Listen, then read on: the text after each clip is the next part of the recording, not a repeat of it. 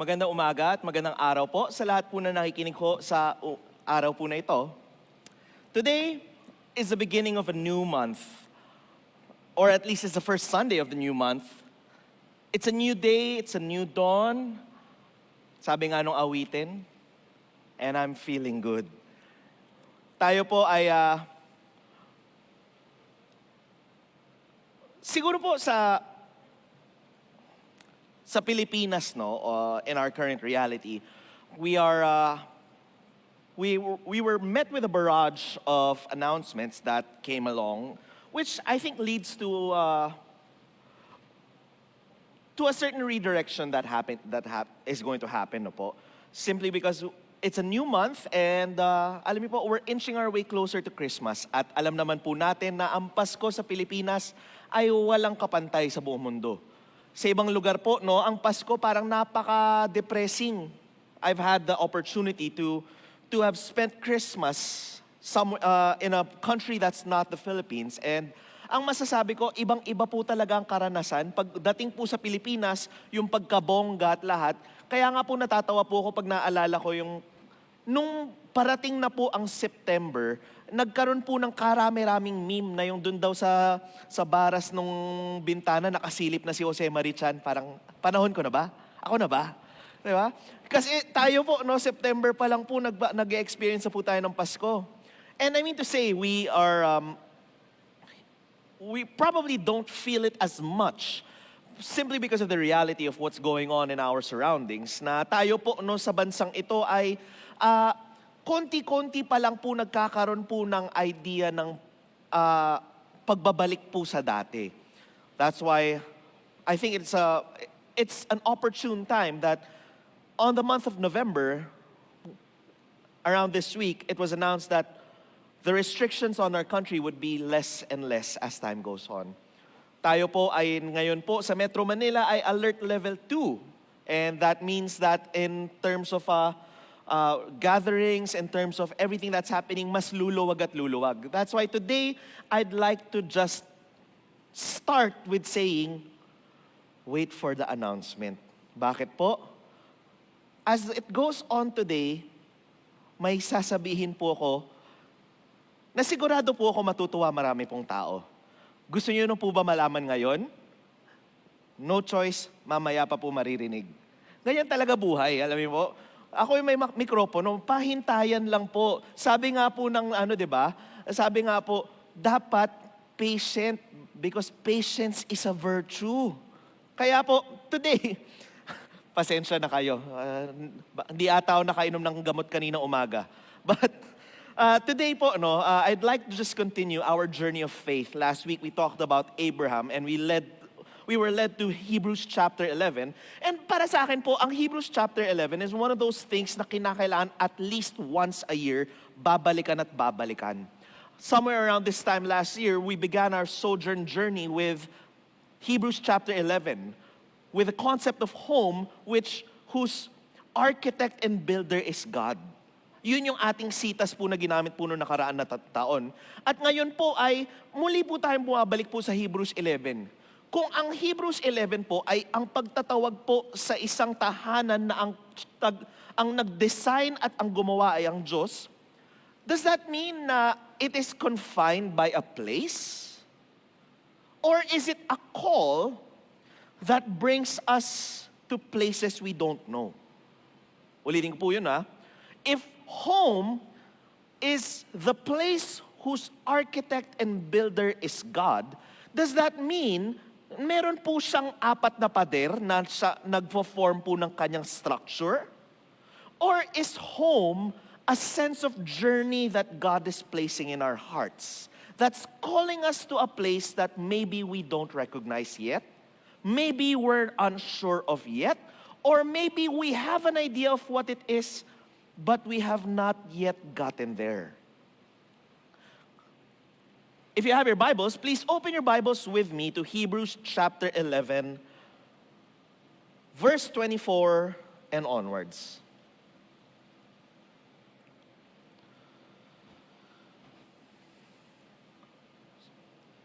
Sabi po dito in verse 23, let's begin. By faith, Moses was hidden by his parents for 3 months after his birth because they saw that the child was beautiful, and they were not afraid of the king's edict. By faith, Moses, when he was grown up, refused to be called the son of Pharaoh's daughter, choosing rather to share ill treatment with the people of God than to enjoy the fleeting pleasures of sin. He considered abuse suffered for the Christ to be greater wealth than the treasures of Egypt, for he was looking ahead to the reward. By faith, he left Egypt unafraid of the king's anger, for he persevered as though he saw him who is invisible.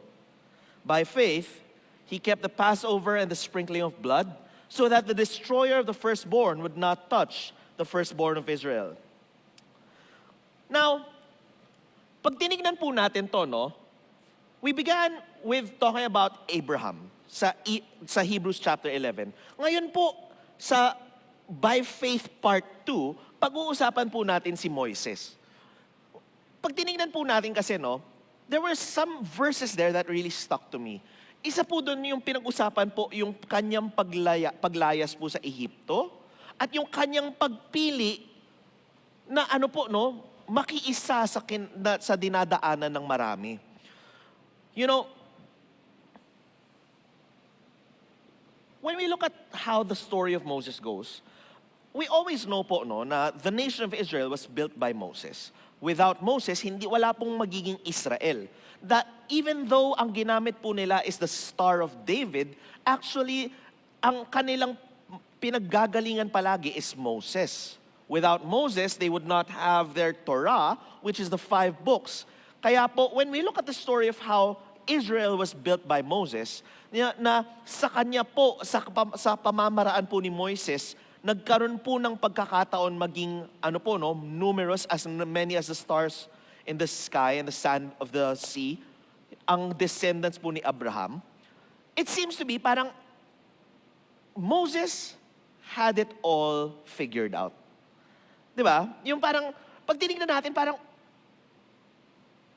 paano ako makaka-empathize sa pinagdadaanan ni Moses? Kasi parang pag tinignan ko si Moses, I'm not a Moses.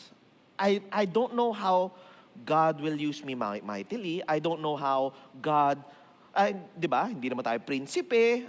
Hindi naman tayo, alam niyo po yun, milagro sa milagro, di ba? Naalala po natin yung kwento po ng kapanganakan ni Moises na siya po ay, nung pinanganak, it was a sin for him to have been alive, and yet he was hidden from the sight of the Egyptians by being made a basket that was floated by the reeds.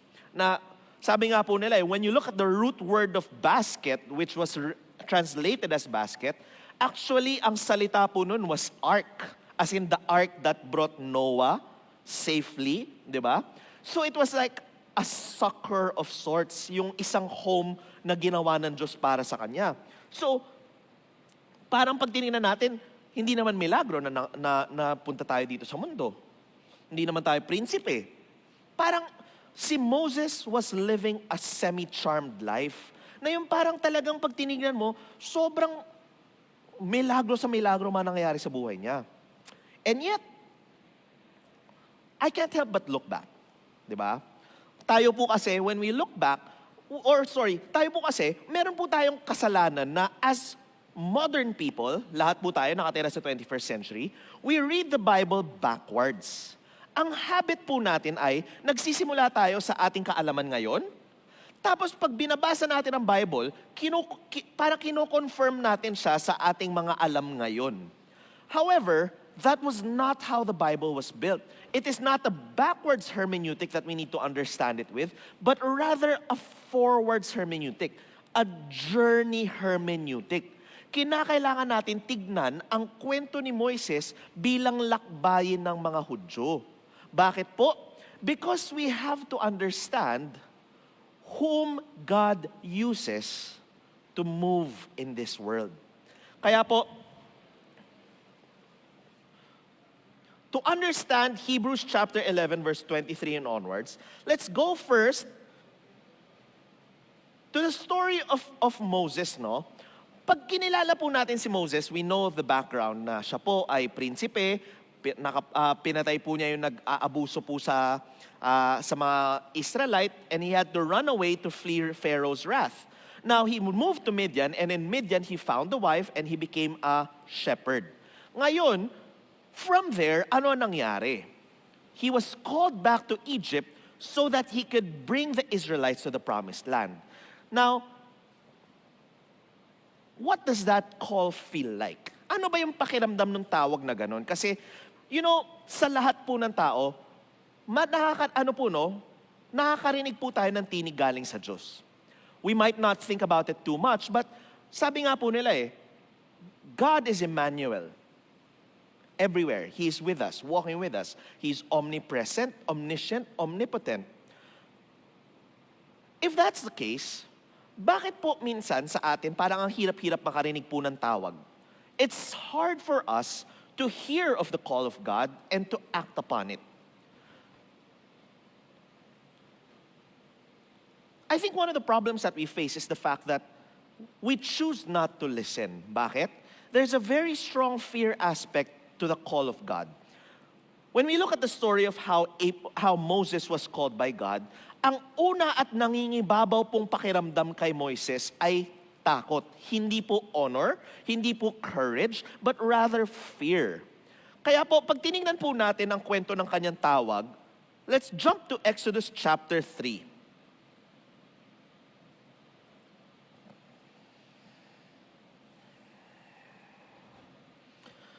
Dito po, makikita po natin ang kwento ni Moises at yung burning bush. Sabi po dito, in verse 1, Moses was keeping the flock of his father-in-law, Jethro, the priest of Midian, and he led his flock beyond the wilderness and came to Horeb, the mountain of God. There, the angel of the Lord appeared to him in a flame of fire out of a bush. He looked, and the bush was blazing, yet it was not consumed.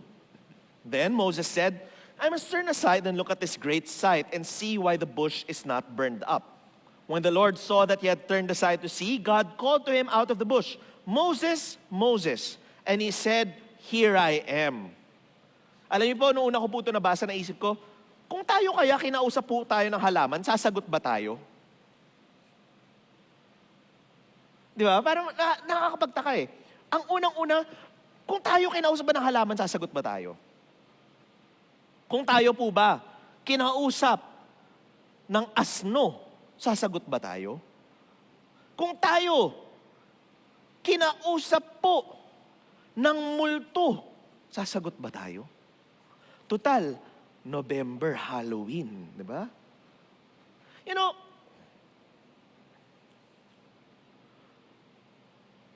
That's something that we tend to not see. Why do we not see God? And why do we not hear the call of God? It's because we are so sure.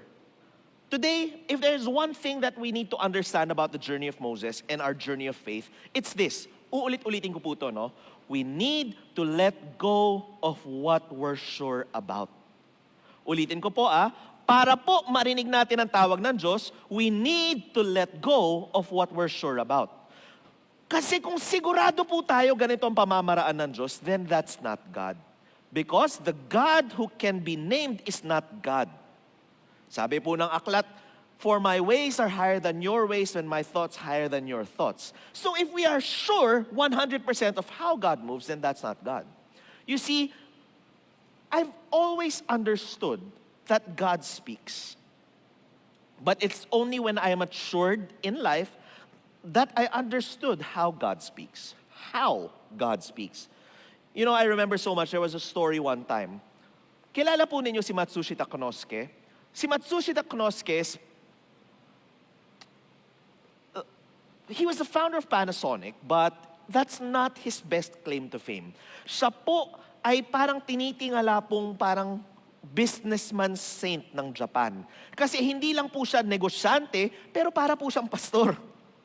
He was able to pass through so many challenges of Japan at that time to create Japan as a technological juggernaut. Isipin niyo po, dati, pag sinabing galing sa Japan, ibig sabihin yan, yung produkto na ginawa ay bulok. Pretty much how we look at China right now. Di ba yung sabi natin, pag ginamit natin ang Chinese product, 3 gamit pa lang sira na. Well, nung unang panahon, ganyan po ang Japan. Kaya even, kunyari, di ba, ako, one of my favorite brands right now is Uniqlo. Why do I like Uniqlo? Number one, mura. Alam niyo po, ako po, hindi ako naniniwala na dapat ang damit mahal. Pangalawa, kahit mura, maganda yung dekalidad. Di ba? Yung dekalidad talaga yung gamit. Yung problema po kasi, naalala ko po yun, dati, ginagamit ko bench. Di ba? Bench. Bakit? Kasi, pag sinabing bench, uy, cool. Di ba? Ang problema, alam niyo po, yung mga salawal ko dati, bench. Pero yung tipong 3 gamit mo pa lang, pagkatapos ng bacon na, parang ayoko naman yun, baka mamaya malaglagan ako ng asaluwal na wala sa lugar, di ba?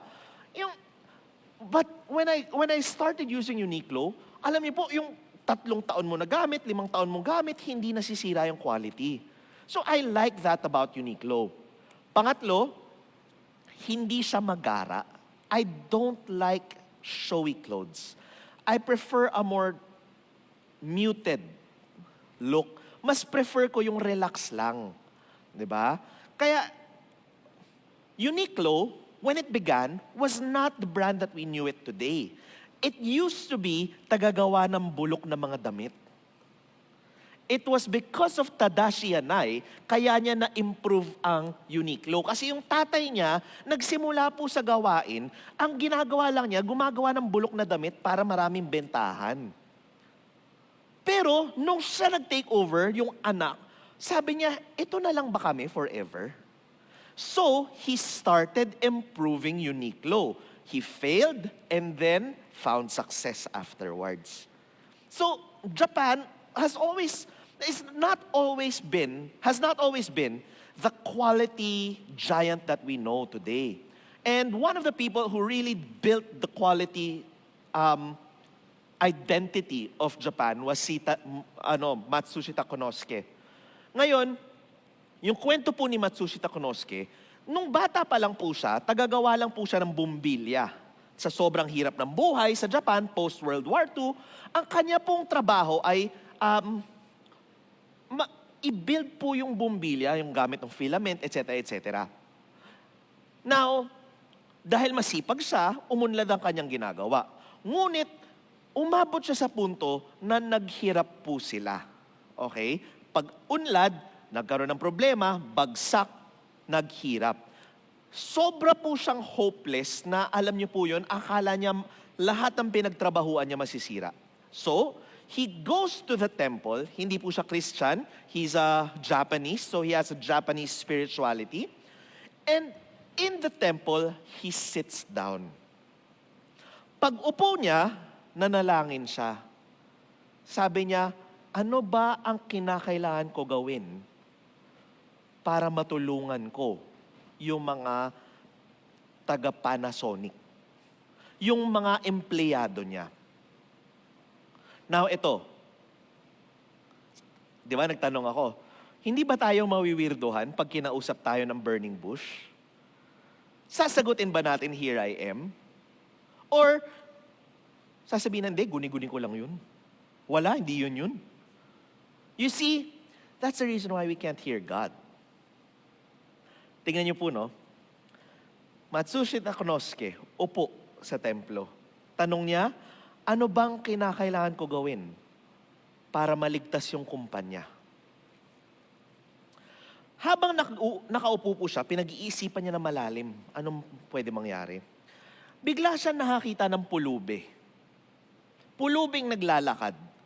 Pumasok dun sa templo, at ang bawat templo po sa Japan, meron pong malaking lalagyanan ng tubig para po makainom po yung mga katulad ng pulube na yon. So nakita niya yung pulube, pumasok sa templo, kumuha ng sandok ng tubig at uminom. Nung ginawa yun ng pulube, sabi ni Matsushita Konosuke, salamat at sinagot mo panalangin ko. Labo, di ba? Nanalangin siya, paano ko ba ililigtas yung kumpanya? Ang sagot, nakakita siya ng pulubing umiinom ng tubig at yun yung sagot. Alam niyo po ano na-realize niya nun? Ang dumating sa kanya na salita, kung gawin ko ang mga produkto ko kasing mura ng tubig na to na lahat ng tao sa buong Japan kakailanganin at gugustuhin yung produkto ko, mananalo yung kumpanya. Nakuha niya po yun sa pagtingin sa pulubi. Tayo sa Pilipinas, everywhere we look, punong-puno ng pulubi. Meron ba tayo naisip na ganun? Natamaan at kinausap ba tayo ng Diyos sa ganung pamamaraan? You see, God speaks through the burning bush up to today. It just so happens we don't know how to say, "Here I am."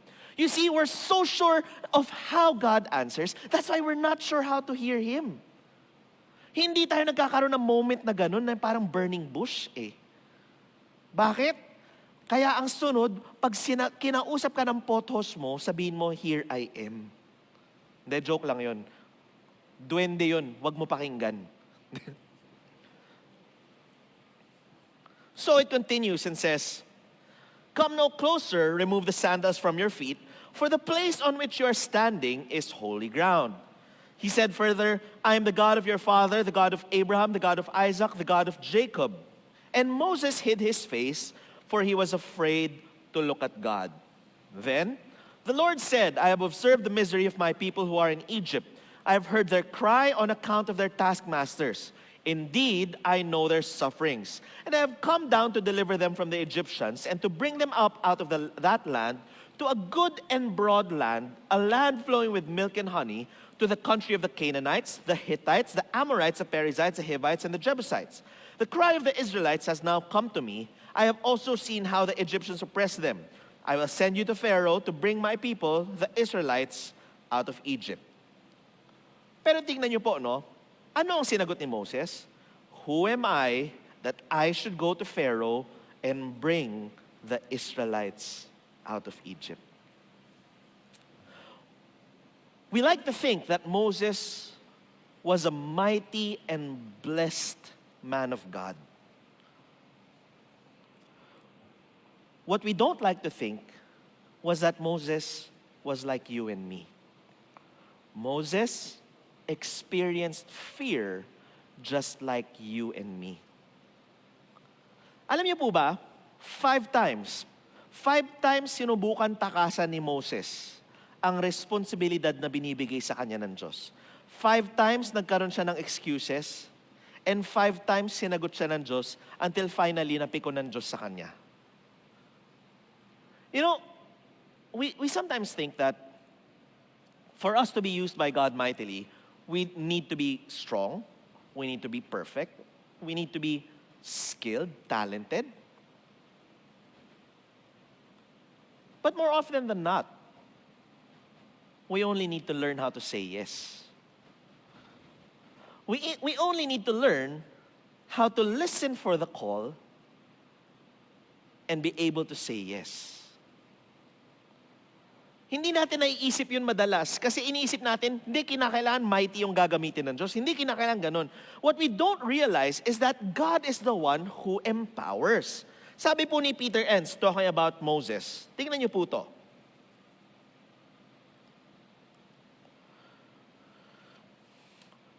Nung tinitingnan daw po ang Exodus chapter 3 and chapter 4, sabi niya, God gets right to the point. Moses, I have seen the suffering of my people and I have now come to deliver them. I'm going to bring them up out of that land and into another land, the land flowing with milk and honey. Had I been Moses, I might have thought, "That's great. You go do that. Why are you telling me?" But before any thought can properly form, God drops the other shoe. So sabi ng Diyos, nakita ko ang pinagdadaanan ng mga tao at ililigtas ko sila. Pero ano sabi ng Diyos?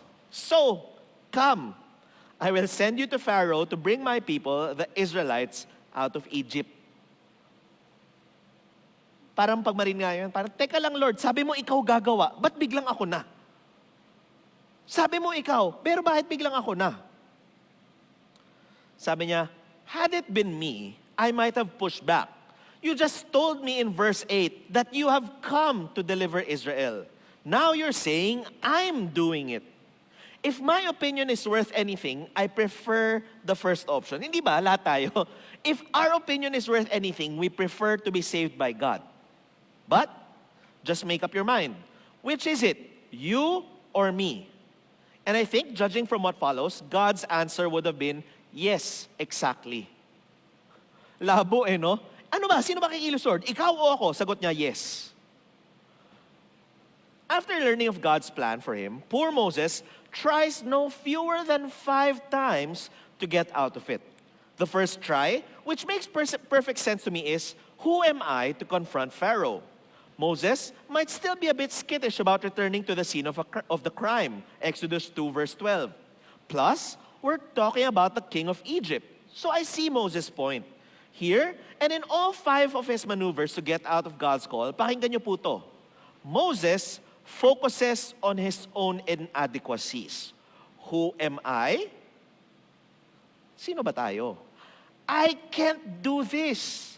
I am not that skilled. And the third, bakit ako? Yan ang palagi natin tinatanong. Sino ba ako? Pangalawa, hindi ko naman kaya to At pangatlo, bakit ako? Lagi natin yung tinatanong In every single day, there's a call that we answer. In every single day, there's a call that God gives us. In every single day, we have the option to say, why me? I can't do this, or who am I? But every single day, hindi nagbabago po ang sagot ng Diyos.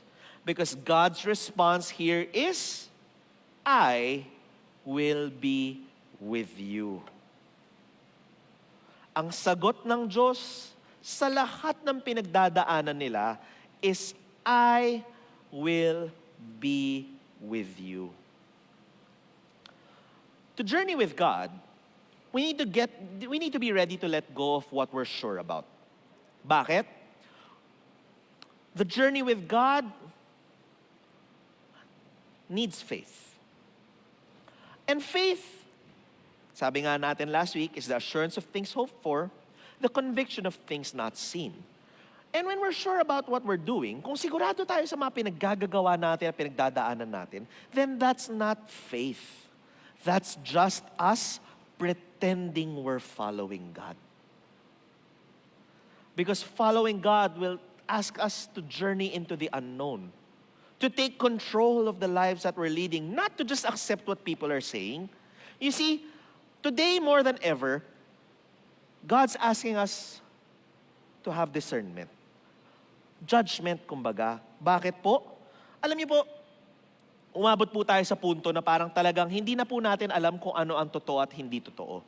Umabot po tayo sa punto na parang ang dami pong sinasabi na magkataliwas sa isa't isa na parang ang hirap na po manghusga kung ano ang tama. So what does that mean? Then that means we need to have our own agency. You know, I was reading an article just the other day and it struck me.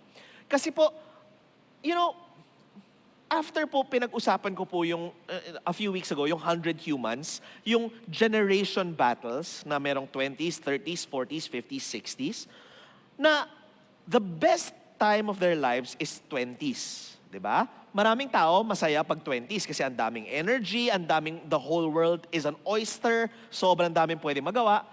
Pero sabi po nila, as time goes on, palala ng palala. That's why many people, sabi nga po nila, the best time of our lives is in college. Alam niyo po, I always feel sad when I hear that. Lagi po ako parang nalulungkot sa mga tao na ganun. Kaya nangyayari, yung mga tumatanda, babalik sila sa reunion nila 20 years later, at babalik sila parang, uy, nakakasarap naman nung nangyari dati. Gusto ko nga balikan yun. Alam niyo, I heard the story just the other day. Yun nga meron isang, ganun nangyari.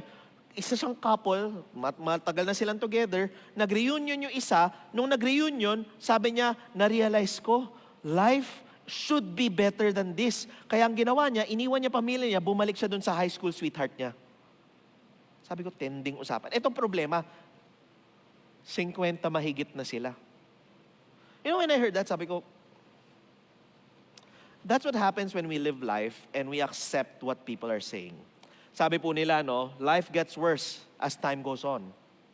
Tumatanda ka, dati, kahit matulog ka lang 3 oras, pagising mo, punong-puno ka na ng energy. Ngayon po, pagtulog mo 3 oras lang, yung mga tipong 30 minutes ka para makatayo. Yung, sakit. Mamali lang yung tulog mo, yung stiff neck ko. Di ba? Ganon.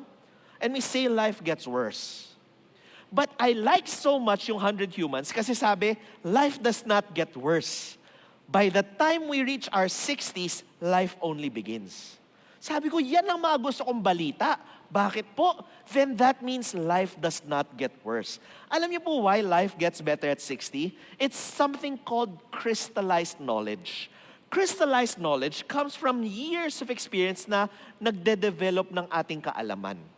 That's why I remember, meron pong sinabi si Confucius, and I'll paraphrase very loosely. Sabi niya parang, something to go along the lines with, at 20, I made many mistakes. At 30, I was learning.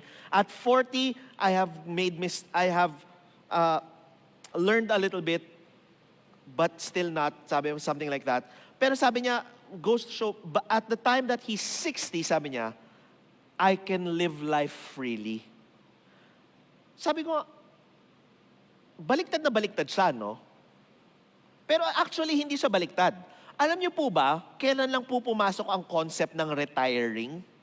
Na mag-retire galing sa trabaho, mag-relax-relax na lang, maghanap ng beach at matulog doon? It only came at about 1950 or so. Before that, there was no such thing as retiring. That's why people grow old with what they're doing. That's why they live long lives. Alam niyo po ba yon? Nung pumasok yung concept ng retire, umaga mamatay ang mga tao. Bakit? Pag wala kang ginagawa, if you have nothing to live for na, tanong mo, bakit pa ako gigising bawat umaga? Diba? So when I heard that story of 100 Humans, I was so happy kasi sabi nila, if the best time to live is in your 20s, what's the second best time to live? Sabi niya, 60s. Kasi by the time that you're 60, crystallized na yung knowledge mo, ang dami mong pinagdaanan sa buhay, and hopefully, pag marami kang pinagdaanan, hindi mo uulitin yung mistakes. Diba? So yung tipong, ito nangyayari, dali lang yan, alam ko paano i-solve yan. Yung ganon. So, by the time that you're 60, you're ready to live life. You see, may problema ako pag sinasabi ng mga tao na pagdating mo na 60, dapat may senior citizen card ka na, dapat, alam mo yun, meron ka ng walker. Ang tanong dyan, ilan na ba maintenance mo? Diba? I don't want life to end sad. I don't believe life is meant to end sad. Yung alam ko that life is a gift from God. And if we don't treat life like a gift, di sayang, di ba po? So, alam niyo po, now I'm here, I read an article that I found so good. Now, ito po, no, alam niyo po ba na worldwide, during the pandemic, the whole world gained 20 pounds. Ulitin ko po yun. During the pandemic, the whole world gained 20 pounds. Kung meron po kayo kasama sa bahay, tignan nyo na, tas kiluhin nyo na sila kung nag-gain ba ng 20 pounds yung kasama ko. Yung, alam niyo po yun. Bakit? Unang-unang ginawa pag simula ng pandemya, dalgona coffee. Di ba? Ano sunod ginawa? Lahat ng ube cheese. Ang sarap. Di ba? Pagkatapos nun, ano ginawa? Naku po, ito na yung sushi bake. Naalala niyo po yun? Siyempre, lahat ng tao, kain ng kain, walang ginawa. Tapos sabi nga nung tao, now I understand those people who lived in the Black Plague. Kasi yung painting ng mga babae sa Black Plague, di ba matataba? Kasi sabi niya, that's exactly how I am now. Di ba? So worldwide, the whole world gained 20 pounds. And sabi nga po nila that's not good because when we gain that much weight, then that means yung ating mga chronic degenerative diseases, the risk goes higher. So, obviously, nangyari na, wala na tayong magagawa, so the whole world gained 20 pounds. Now, what are we supposed to do? We're supposed to take hold of our health. Pero maraming sasabi, hindi, tumatanda na kasi, ganyan talaga buhay, ganyan. You know, tingnan niyo po to.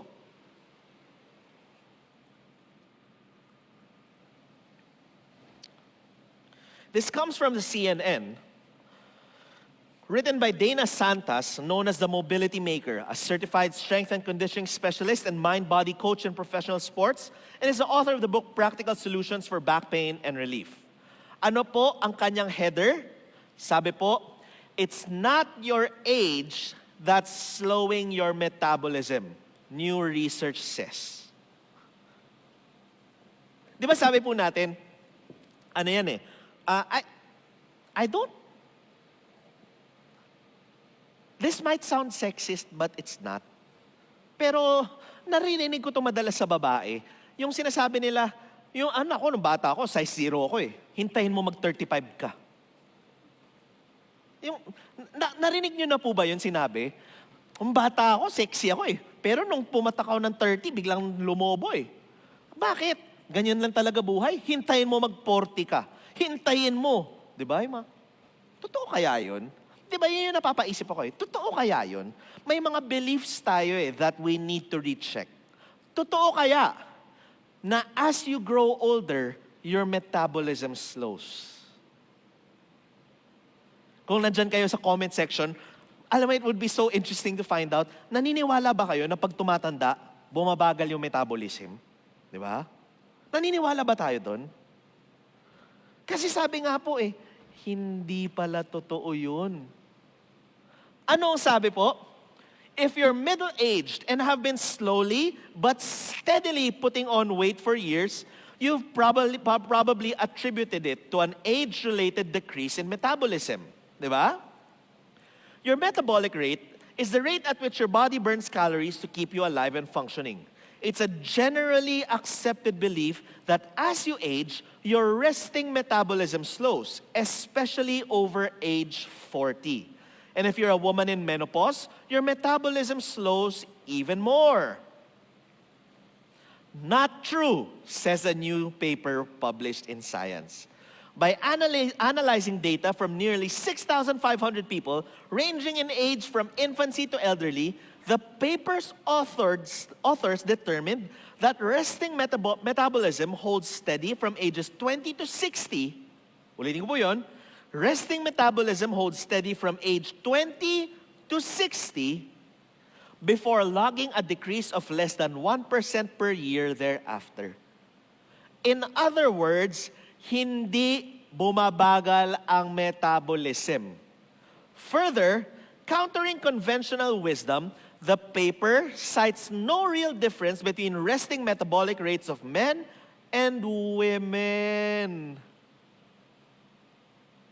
Hindi totoo na mas madali maging payat ang lalaki sa babae. Alam niyo po, recently nagkaroon ako ng conversation sa mga kapatid ko. Kasi alam niyo po, I have a funny relationship with my siblings. Kasi alam niyo, pag 7 kayong magkakapatid, asaran hanggang to the max yan. Diba? At alam niyo po, sa bahay po namin, outnumbered ang lalaki sa babae. So there are 5 girls, 2 lang lalaki. Sa bahay po namin, alam niyo po, one time, pumasok ako sa bahay, nakita ko, paalis ako ng bahay, kumakain po ng Doritos yung isang kapatid ko. Pag uwi ko, kumakain pa rin siya ng Doritos. Eh, yung tipong 8 oras na lumipas. Sabi ko, grabe ka naman. Pag alis ko, kumakain ka na. Pag uwi ko, kumakain ka pa rin. Sabi niya, you don't know my life. Sabi niya, meron ako ngayon. Sabi ko, o nga naman, hindi ako nagkakaroon. Buong buhay ko, never pa ako nagkakaroon eh. Tapos mamaya, sunod na linggo, sabi ko, nakita ko na naman siya, ginagawa yun. Yung Doritos sa umaga, sa hapon, Doritos sa madaling araw. Pagdating ko, meron ka pa rin? Sabi niya, I'm on my back bread. Sabi ko, anong back bread? So mamaya, inupo niya, halika rito. Kasi ganito yan, pag meron ka, gutom ka. Pagkatapos mo magkaroon, gutom ka. At yung linggo bago ka magkaroon, gutom ka. So tawag niya, sandwich yon. Front bread yung linggo bago magkaroon, back bread yung linggo pagkatapos. So sabi ko, so isang linggo ka lang hindi gutom? Tapos paisip siya, hindi, matakaw lang pala ako. Sabi ko, tindi usapan. So sabi niya, ang hirap pumayat pag babae. Sabi ko, tindi o nga no. Hindi ko naintindihan yun kasi hindi ako babae. Sabi nga nila, no uterus, no opinion. Agree ako doon. Bakit? Hindi mo naman alam pinagdadaanan ng tao eh. But, research is now showing na there is no discernible difference. There is no discernible difference between the metabolism of a male and a female. Diba? Now, you might be wondering why you feel like your metabolism has slowed down. Pakinggan niyo po to, because this is important. The answer is less about age. Nakikita natin yan. And more about lifestyle. The answer is less about age and more about lifestyle. We were talking one time ng isang sister ko. My eldest sister kasi po, sabi niya when she's already 49 by the way, ang eldest sister ko, and she's very fit pa rin up to today. We were talking about the time po. Kasi ako, I've never had an experience in my life na magaan ako. Lagi ako mabigat. Kaya, grade 4 pa lang po ako, 130 pounds na ako. So, I've always been a heavy-set person. So, nagulat ako nung nalaman ko yung kapatid ko pala, all the while, up to college niya, 105 pounds lang siya. Okay? 105 pounds, she's about 5'3". And for me, that's super gaan kasi sabi ko, kaya ko yan buhatin na isang daliri. Yung ganong usapan. Tapos sabi nga niya, oo nga, dati may nag-comment sa akin, paano ka ba nagiging ganyang kapayat? Sabi niya, paano ba naman? Sabi niya, dati, nagsuschool ako sa UP Manila, nakatira tayo sa Marikina. So sabi niya, kino-commute ko yun from Marikina to UP Manila, at nung time na yun, wala pang LRT, so marami doon linalakad ko. So meron daw siya nakausap dati na, na kasama niya sa youth ministry. Sabi sa kanya, paano ka naging ganyang kapayat? Sinabi niya ganun. Sagot daw nung tao sa kanya, wala naman na kasi akong gagawin sa UP Manila, so hindi ko pwede lakarin papunta doon. Sabi nga niya, paisip siya doon. Hindi ko naman sinabi pumunta ka UP Manila para pumayat. Ano to, ritual? Diba? The point is, maglakad ka ng gano'ng karami, papayat at papayat ka rin. Diba? So ulitin ko, it's not about age, it's about lifestyle. So, hindi totoo yung mga paniniwala natin na pag tumatanda ka, tumataba. Pag tumatanda ka, bumabagal yung metabolism. Lahat yan, haka-haka lang natin. We wanted an excuse that matched our values. So, we accepted it. What does this have to do with faith? Faith asks us to let go of those. Why do we need to let go of what we're sure of? So that we can journey in faith? Allow me to read something from Dr. Jordan Peterson's book, The 12 Rules for Life.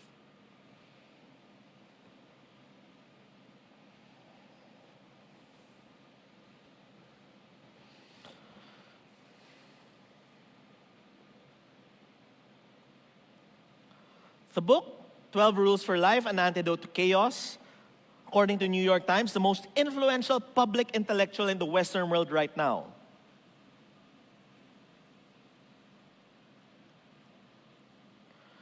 Sino po si Jordan Peterson? Jordan Peterson is a Canadian clinical psychologist, cultural critic, and professor of psychology at the University of Toronto. His main areas of study are the psychology of religious and ideological belief, and the assessment and improvement of personality and performance. From 1993 to 1997, lived in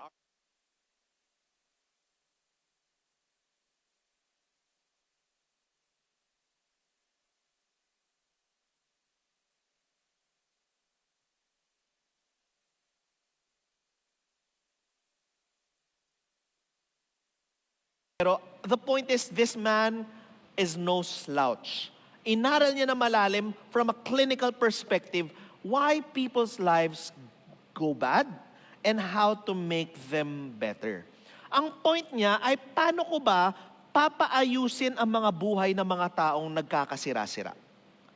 And sabi po niya, in chapter 7, tignan lang po natin ang title ng chapter 7. Pursue what is meaningful, not what is expedient.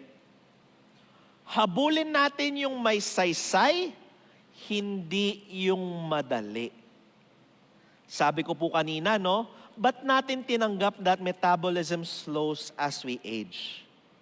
Because we found a statement that reflects the values we believe in. Yan ang problema natin bilang mga tao. We are not interested in life. Many of us, we are just we're just conclusion shopping. Meron tayong mga paniniwala sa buhay na ayaw naman natin aminin na galing sa atin, kaya naghahanap tayo ng mga statements sa buhay that matches what we believe. So life as we see it is not reality, but rather a reflection of the values we carry deep inside us. In other words, if we have a bad life, it's probably because deep down we have bad values. If we have a good life, it's probably because deep down we have good values. You see, circumstances do not change the values that we carry inside. Yun yung rason ba't last week pinag-usapan ko si Keanu Reeves. Si Keanu Reeves, sa dami ng mabakokang sa buhay, sa dami ng mali nang nangyari sa buhay niya, he can't help but deal with people with kindness. So ano yun? Sabi natin, di ba, ang circumstances natin change who we are? No. Our circumstances are simply that, circumstances. Ang pinapakita nila sa atin are simply, hindi, ito yung kinakailangan natin pagdaanan ngayon eh. COVID, kinakailangan natin magdaanan yan. Pandemic, we have to go through that. But the quality of our experience is dictated by the values that we have inside. Marami naman sa atin, di ba, nahirapan ng panahon na to. Bakit yung ibang tao, despite na nahirapan sila, may sagot sila sa problema? At bakit ibang tao, yung tipong hindi naman sa wala silang pag-asa sa buhay, pero yung na-stuck na lang sila, hindi, ganito talaga eh. Wala akong magagawa. You see, that's the reason why it's very difficult for us to find our way forward if we do not know how to let go of our certainties.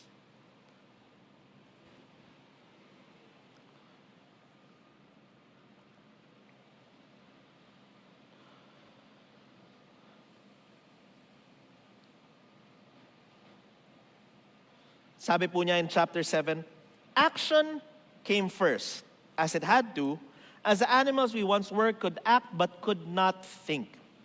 Implicit, unrecognized value came first, as the actions that preceded thought embodied value, but did not make that value explicit.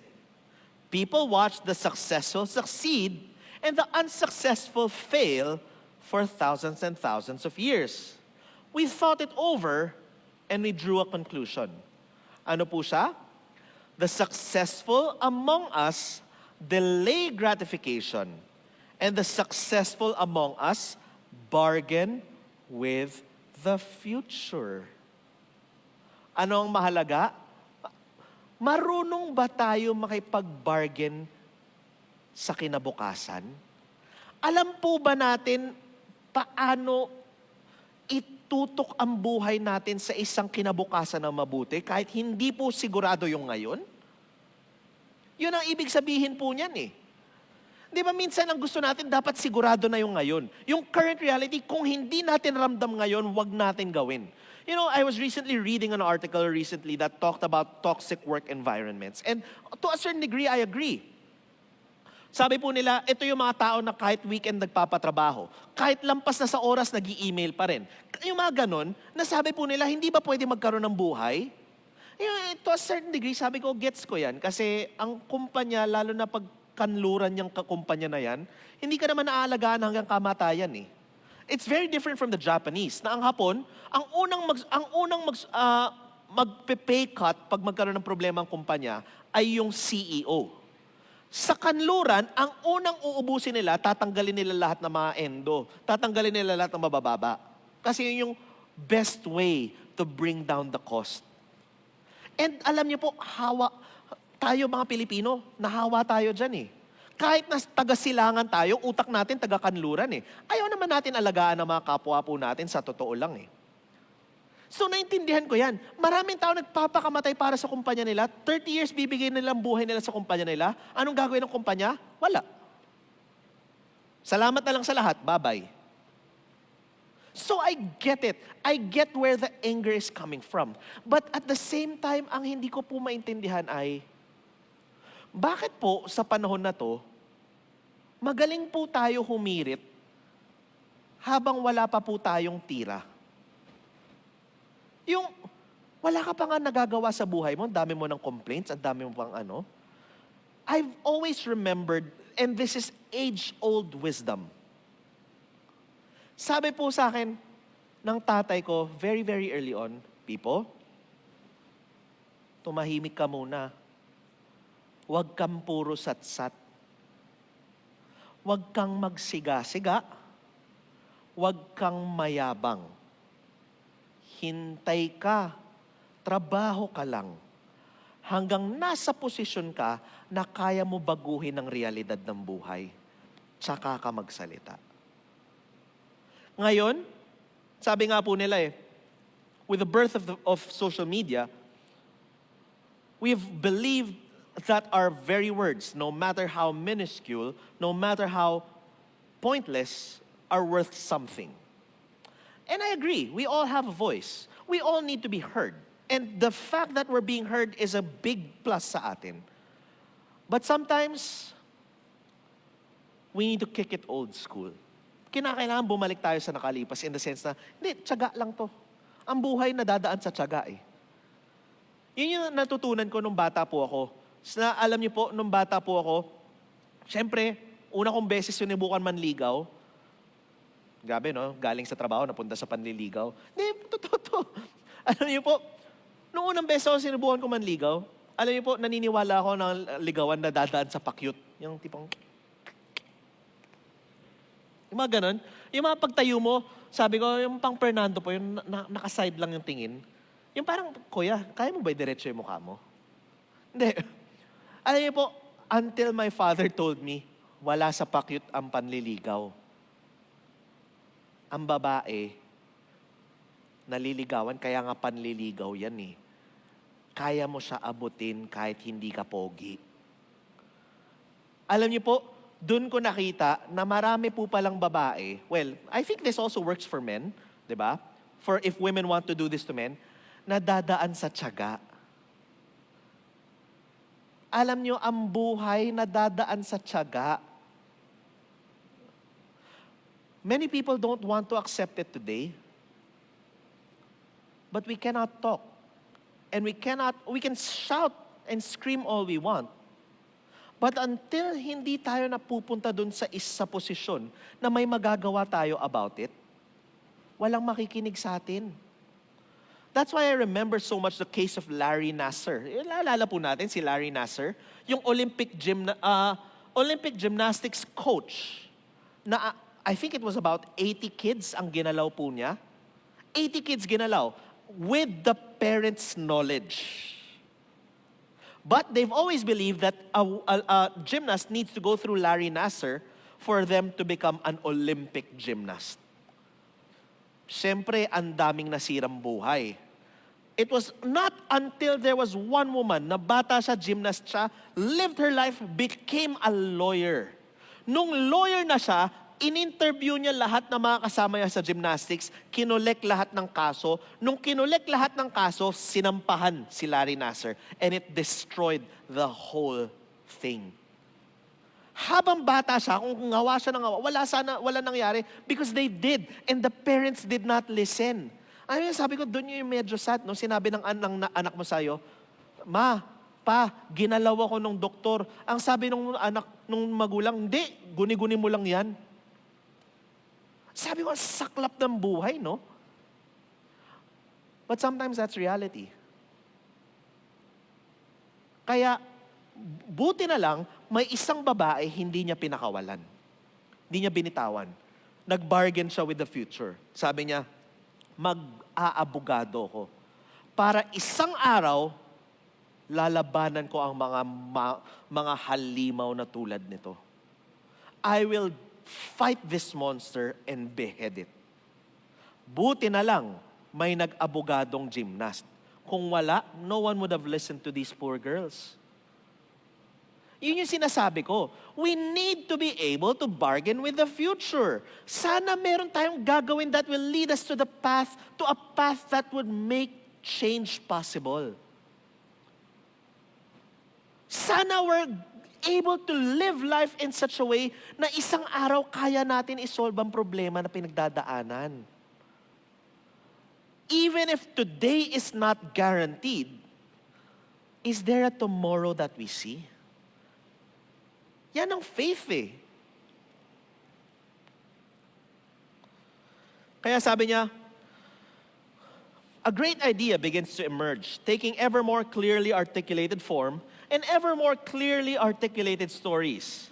What's the difference between the successful and the unsuccessful? The successful sacrifice. Ang mga nananalo sa buhay, marunong magbigay. Bakit? Things get better as the successful practice their sacrifices. Listen lang po, no? The questions become increasingly precise and simultaneously broader. What is the greatest possible sacrifice for the greatest possible good? And the answers become increasingly deeper and profound. The God of Western tradition, like so many gods, require sacrifice. We have already examined why, but sometimes he goes even further. He demands not only sacrifice, but the sacrifice of precisely what is loved best. This is most starkly portrayed and most confusingly evident in the story of Abraham and Isaac. Abraham, beloved of God, long wanted a son, and God promised him exactly that. After many delays and under the apparent impossible conditions of old age and long barren wife. But not so long afterward, when the miraculously born Isaac is still a child, God turns around and in an unreasonable and apparently barbaric fashion demands that his faithful servant offer his son as a sacrifice. The story ends happily. God sends an angel to stay Abraham's obedient hand and accepts a ram in Isaac's stead. That's a good thing, but it doesn't really address the issue at hand. Why is God going further necessary? Why is God's going further necessary? And why does He and why does life impose such demands? Bakit ba kinakailangan natin may pag-bargain with the future? Bakit hindi ba natin pwede isolve ngayon? Bakit hindi pa tayo pwede ngayon na gawin na natin lahat ngayon? We'll start our analysis with a truism. Isang katotohanan. Self-evident, but understated. Ito yun ha. Sometimes, things do not go well. Sometimes, things do not go well. You know, that's the reason why gambling is such a big problem. Sabi po nila, the house will always win. Sa bawat isang panalo, siyam na talo. Pero tayo, umaasa tayo dun sa isang panalo, hindi natin tinitignan yung siyam na talo. Para tayo, hindi nag-iisip sa ganong pamamaraan. How we gamble is how we live life. Siyam na talo, isang panalo, pero nakatingin tayo dun sa isang talo, uulit-ulitin natin. Para tayo hindi naniniwala na sometimes things do not go well. Hindi ko makalimutan yun. One of the bad habits that we as Filipinos have, ang first paycheck ng anak, lagi sinasabi, anak, manlibre ka. Sasabihin ng barkada, anak, gamitin mo yan panlibre sa mga tao. Sabi ng mga barkada, pa-burger ka naman, oh. Hindi natin iniisip na, teka lang, ang pera na yan, pinaghirapan mo, pero hindi yan lang pang-enjoy. Ang dami-daming tao, enjoy ng enjoy lang. Kaya ano nangyayari? Pagdating ng mga unos, pagdating ng mga COVID, pagdating ng mga bagay na to, wala na. Wala nang sagot. Yung sinasabi po nung isa, I was reading recently about Singapore Airlines, and there was a pilot of Singapore Airlines who he was considered, if I'm not mistaken, it was a Henry. High something to do with like high, I forgot the letter E, pero it has to do with sweldo. High sweldo, not rich yet. Kaya Henry. Yun ang tawag ng mga Singaporeans sa mga high earner. Ayun, galing. High earner, not rich yet. Henry. Okay? Piloto siya, so he was an high earner but not rich yet. Now, dahil high earner siya, below 30 pa po siya, he lived life. 4 yung mga Rolex niya, ang dami niyang motor, ang dami niyang kotse, he living the life. Yung damit niya, sobrang grande at lahat. Because he knew that no matter how much debt he accrues, meron siyang trabaho because he earns a lot. Until COVID hit. And what is one of the worst hit industries? The airline industry. Walang lipad, walang trabaho, walang pera. So ano nangyari? Gulong siya, gapang.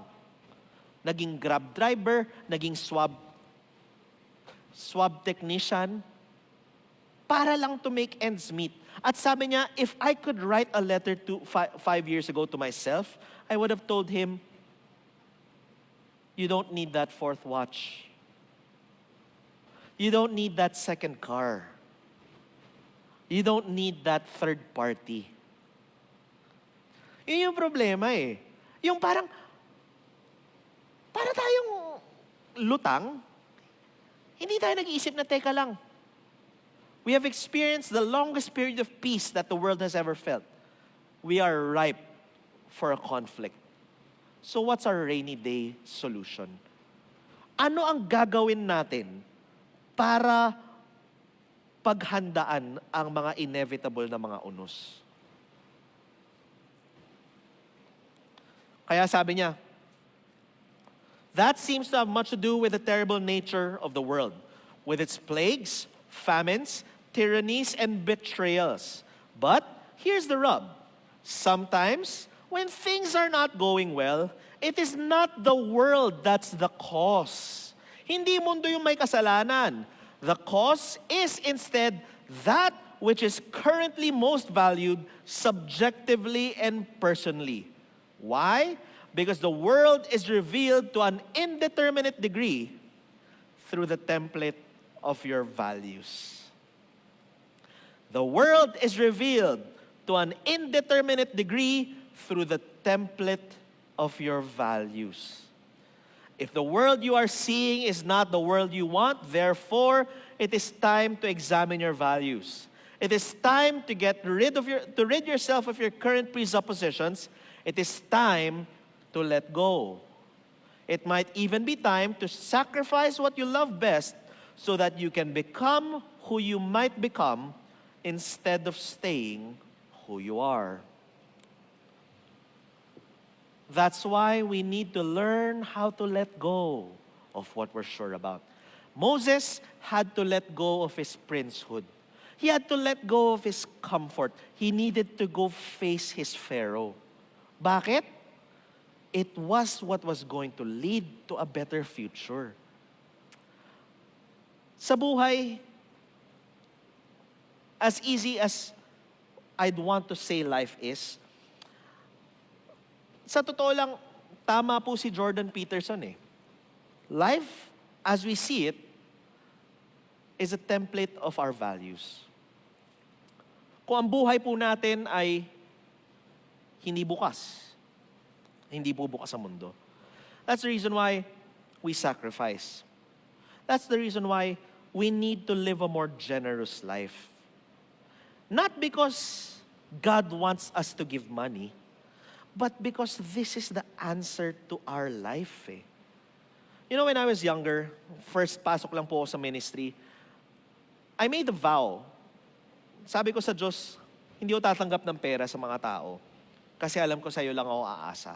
So I had a very strange mechanic of kailan ako tatanggap ng love offering at kailan hindi. There were a strict set of rules that I was following when I was younger.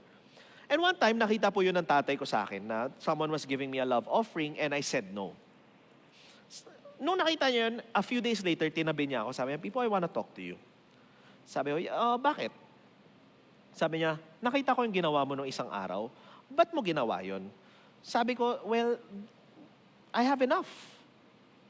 I have enough and I don't want to get more than what I need. Kaya, my family knows that sometimes it would take me 10 years to buy new clothes. yung pag hindi ko kailangan, hindi ko bibilin. Hindi ko gusto eh. Mas gusto ko na lang mamuhay ng simple. Yung ganon. Sabi ko, I have enough. I don't need more. Sabi niya sa akin, why? Do you think ikaw yung concern nila? You know, when sinabi yun sa akin ng tatay ko, napaisip ako, syempre, ako yung binibigyan eh. Pero sabi niya, daluyan ka lang. Ang Diyos ang binibigyan nila, hindi ikaw. And when you do that, you are actually, sabi niya sa akin, causing harm to the journey of a person. Kasi sabi niya sa akin, ikaw ang magiging hadlang sa kanilang pagserbisyo sa Diyos. Besides, sabi niya, feel mo ba sa'yo binibigay yan? At pag binigay sa'yo, dapat maging masaya ka? Sabi niya, huwag mo kalimutan. Binibiyayaan ka ng Diyos para in turn makatulong ka sa mga tao. Sabi ko, alam niyo po, nung sinabi niya po yun sa akin, I was stumped. Kasi sabi ko, I was looking at myself too much. I was looking at what I needed, not what other people needed. Kaya nung na-realize ko yun, sabi ko, tindi, no? Totoo pala, no? The world that we see is reflected by our values.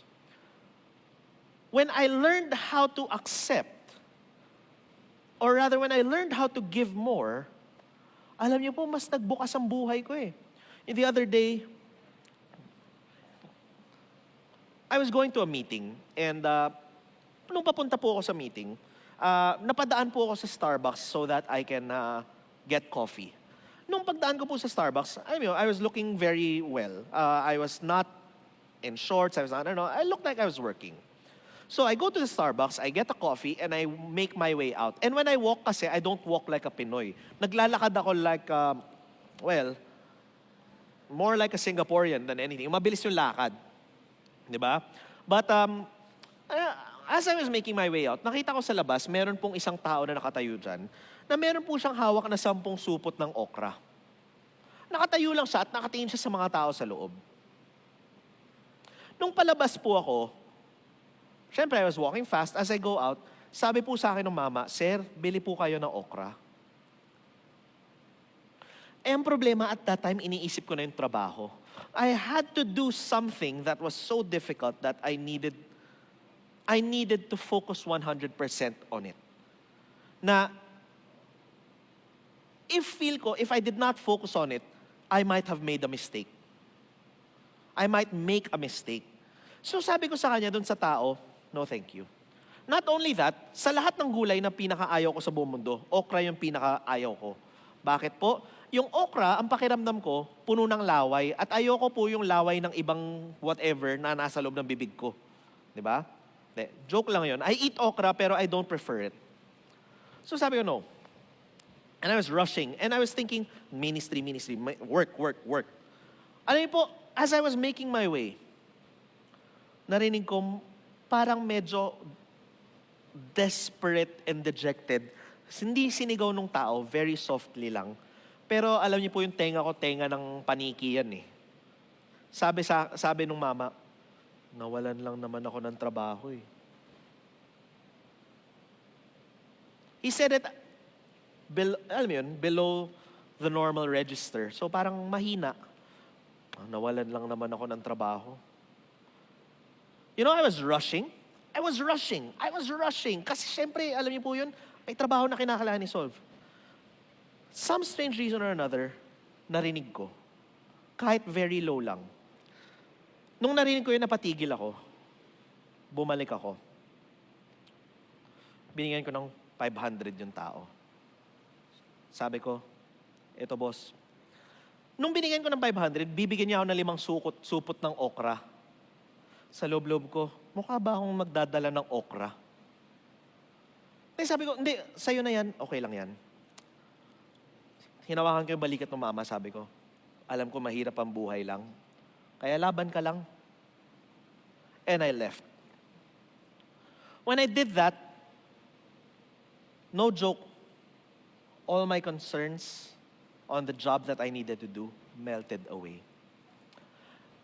Hindi na nawala yung trabaho na kinakailangan gawin.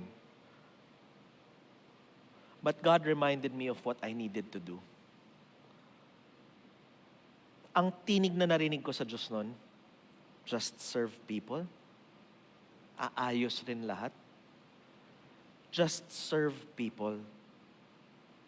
Kaya I remember what my dad said.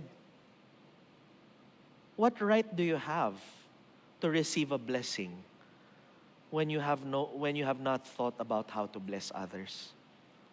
It took a man na naghihirap for me to remember that. Nasabi ko, oo nga no, I'm just here to serve others. And if I'm able to serve others correctly, then I can go home to God and say, Lord, I did the best that I can with what I had. Bahala na lahat ng ibang concerns. Yung mga ibang concerns na yan, syempre, alam niyo po, ganyan lang talaga buhay. Mahirap lang talaga siya. But if I go into things thinking that, how can I serve you? Ayos ang buhay. I would be very honest, hindi yun yung maririnig kong tinig if I did not go back and try to help the man. You see, the way forward is not to hold ourselves, but to give of ourselves more. Yun ang rason bakit, by the way, I said earlier, I'll be making an announcement today, and I think this is the right time to talk about it.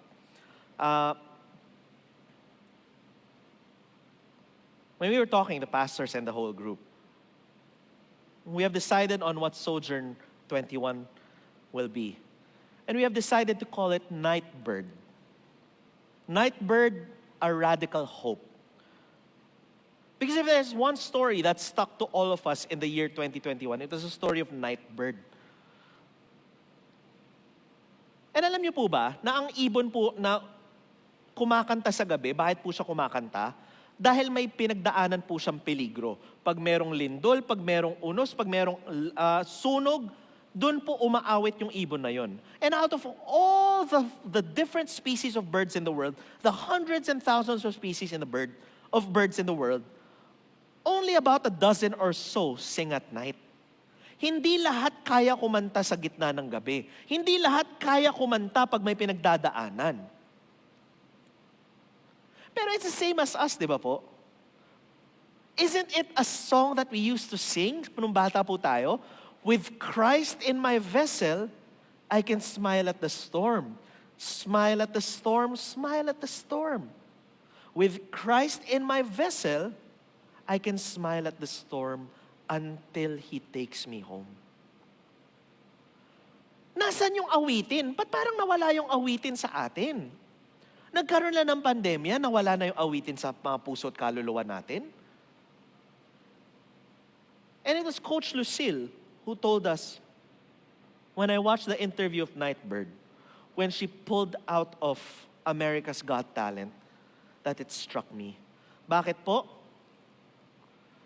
Umalis siya galing sa America's Got Talent kasi bumalik yung cancer niya.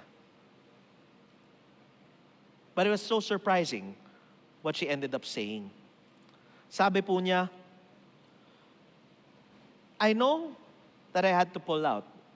Ang sakit. I just spent the last 3 days in a pity party for myself. But, sabi niya, I've still got dreams. I've still got so much to give the world. Ayun, I was listening to her, sabi ko, tinding usapan naman to.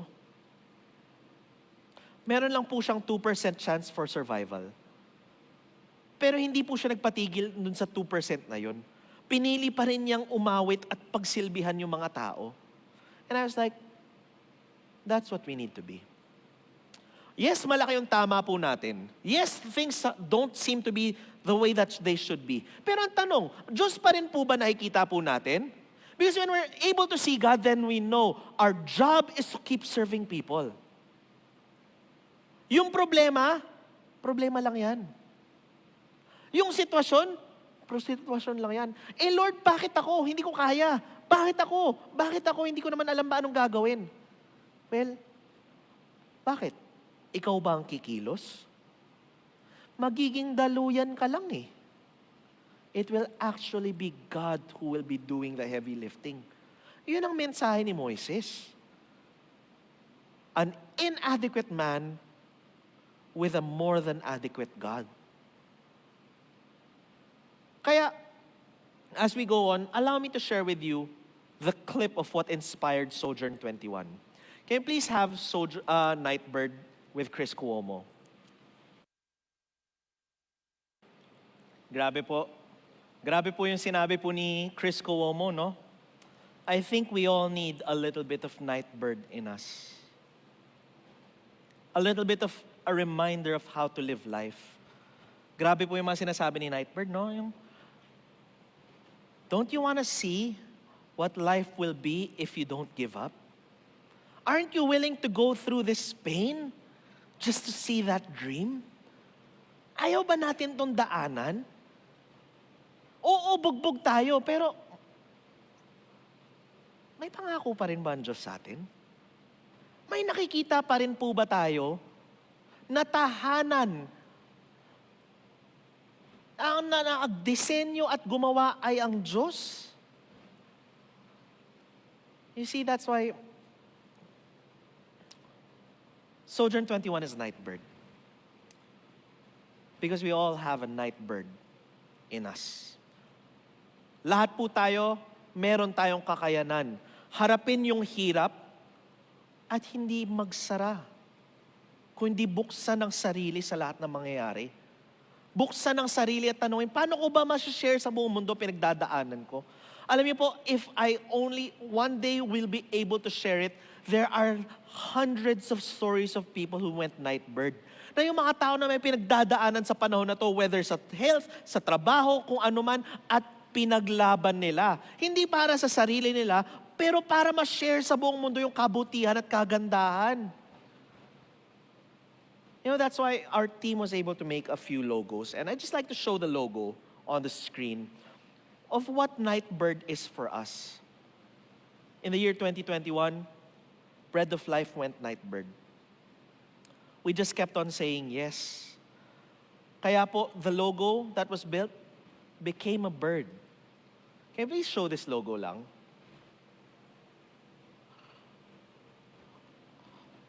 Because it talks about the night. We cannot deny that the night was difficult. Mahirap yung gabi. Mahirap yung panahon na to. Ang daming namatay, ang daming nawalan ng trabaho, ang daming natamaan, nagkagulo-gulo lahat ng pangyayari. Pero ang tanong, umaawit pa rin po ba tayo? Are we still able to say, I'm pretty beat up, but I've still got dreams? Because I can say, I'm pretty beat up, but I've still got dreams. And these dreams are not man-made. They're God-given. These dreams, hindi po tao nagbigay po sa akin, kung hindi Diyos. And these dreams, kahit po hindi po kami adequate, we serve a more than adequate God.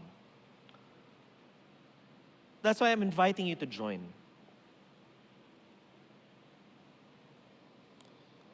Something happened just this month, or just last month. That's an answer to a prayer that we had. We were looking for a place to host Sojourn 21, which will be on December 5.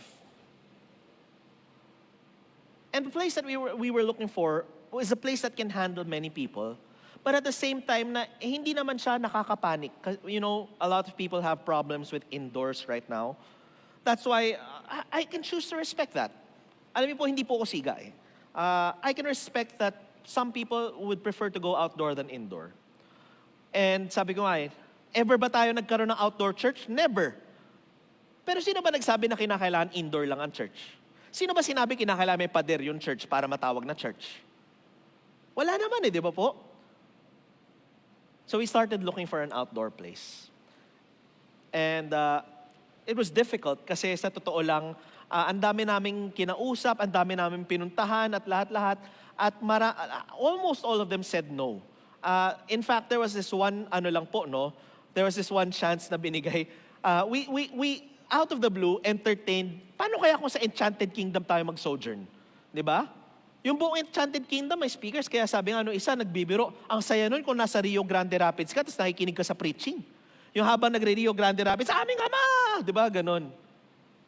Ganong usapan. And sabi nga, they entertained. They were more than willing to have us. Yun nga lang, 4 million. Sabi ko, kung natamaan ng buong mundo, hindi naman exempted ang church. Ang hirap. Walang pera. But you see, this is why I love Nightbird. Sabi lang, kahit mahirap, don't you want to see what will happen when you go through the pain? That's why the whole year we never stop. The whole year we never stop. The whole year, tuloy-tuloy tayo, laban lang ng laban. Every week, week in, week out, no fail. Kung kailan nagkahirap-hirap, dinagdagan pa yung ginagawa. Kasi sabi natin, paano naman? How do we reach out the people na nangangailangan ngayon? That's why we had Go Wired, we have Breathing Room. Kahit na, sabi nga, di ba, yung kanta, God will make a way when there seems to be no way. Kaya kahit hindi pwede mag-gather dito, sige lang, sa online tayo mag-gather, ilaban natin to. Kaya ang daming pinaggagawa, ang daming mga pagkakamali, pero it was all learning. We just kept on saying yes and yes and yes and yes.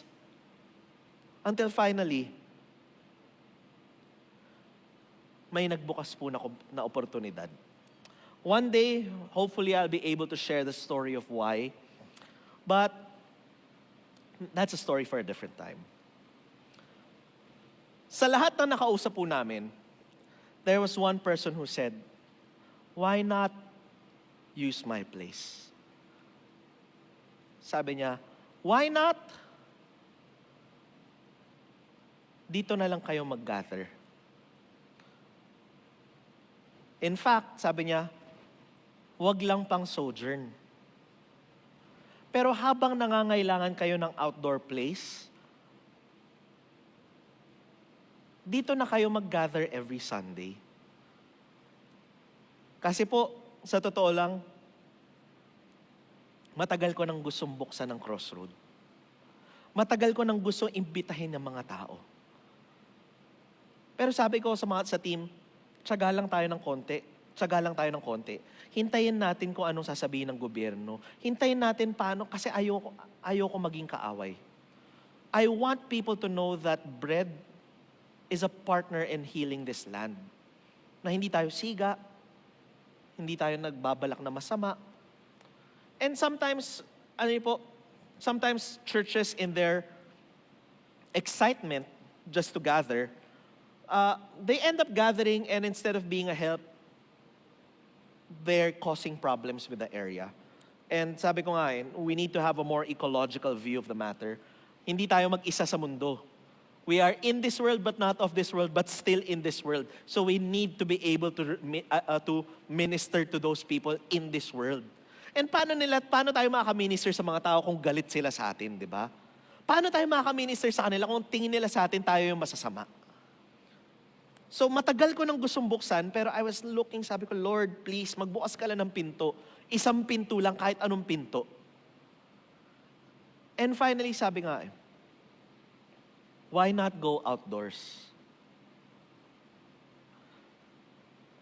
And finally, may nagbukas po na pinto. Sabi niya sa amin, why don't you use my place? Sabi ko, are you okay? Are you sure? Kasi kung kami magtawag, darating 2,000. Di ba? 2,000 darating, di ba? Confirm nyo. Marami nagme-message, hindi pa ba kami pwede pumunta? Sabi ko, sabihin nyo, sabi ng batas, hindi pa pwede. Pero alam niyo po, sigurado ako, sabihin nyo, di ba 2,000 darating? Ang sagot niya, sige lang, pumunta kayo. We want you to be here. That's why this coming November 14, we will start having services once again. This coming November 14, bubukas po uli for an in-house audience po ang Bread of Life.